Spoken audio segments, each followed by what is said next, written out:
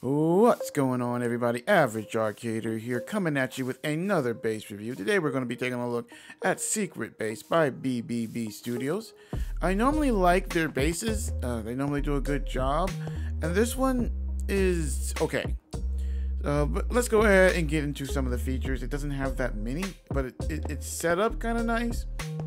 When you come in here, there are actual sharks guarding these waters now that will attack you if you manage to fall in.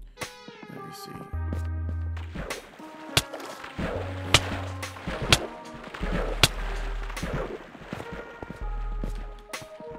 So you gotta be careful coming in. But there's no doors or anything that you can close. It says secret base, but it's not too hard to find.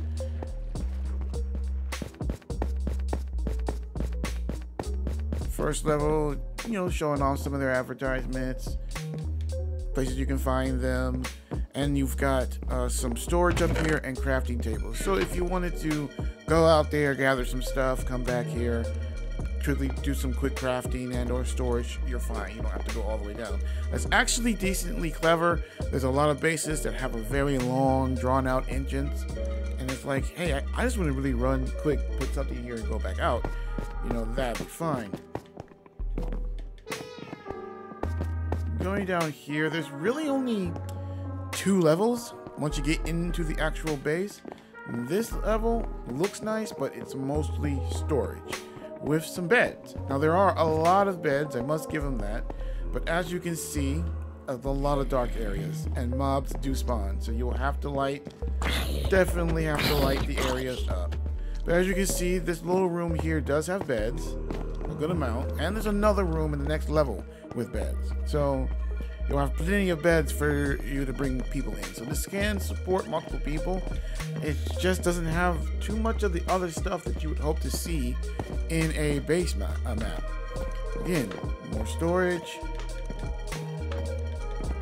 There's really not too much else going on here. I do like these little hallways being set up like aquariums.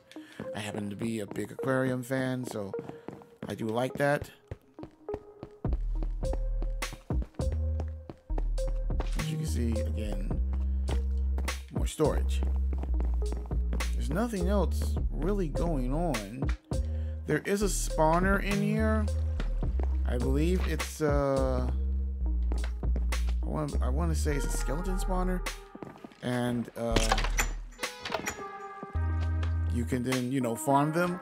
So that's not bad. And then you can take what you find and put it in here. So it's not bad for that.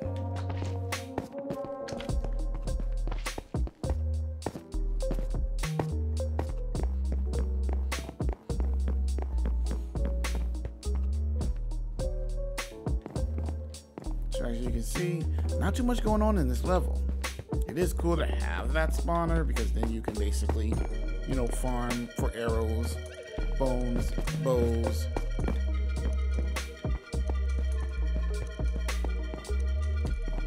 This is the final level. Now this has a couple more utility stuff, but still not a lot. We have some bamboo growing, which is actually good because there isn't any jungle close by. But I'll get to that once I start looking at the surrounding area.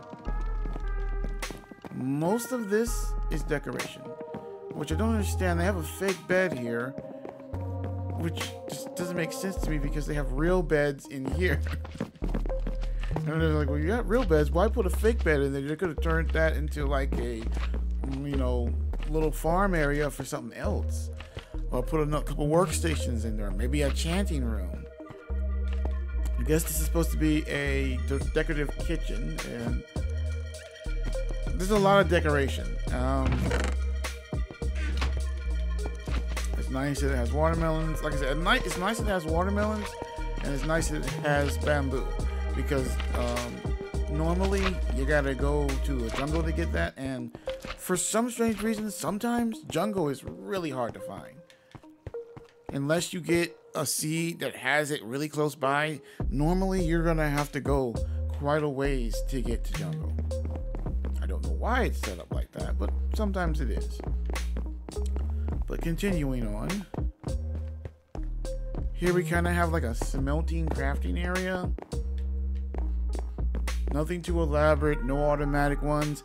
And I think with the one of the things now that these base add-ons need to compete with is there are so many now that have so much set up. You've got automatic smelters, you've got automatic farms, you even got automatic, farms when it comes to the different mobs too, set up in a lot of these. And when you get one like this that doesn't really set anything up like that, it's just like, well, is it really worth it? Because slimes I don't mind. They're easy to get rid of. Very simple farm. We've got carrots, wheat, and more carrots. Not a mixture. I'm like, they've got plenty of space here. They should have done some carrots. They should have done beets. They should have done potatoes.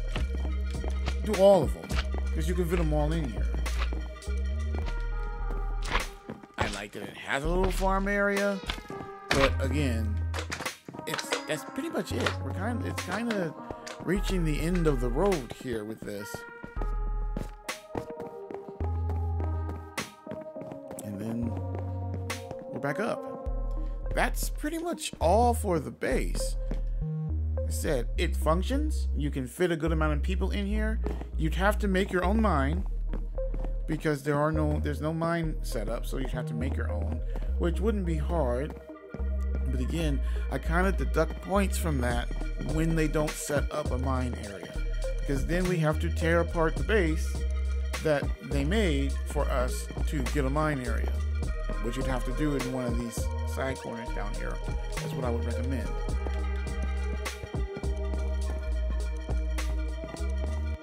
Like, I do like that it has a good amount of beds, because that is one of the things that is normally missing. They'll build this very elaborate base and it'll have no beds, and then you'll have to go out there. Like, I don't like it when you have to come into a base and edit it for them, especially when it comes to lighting. There are some areas that there's darkness, so the mobs spawn in. Like, I feel like that's something you should make sure you do before I get the map. So let's go to creative and take a look at the surrounding area.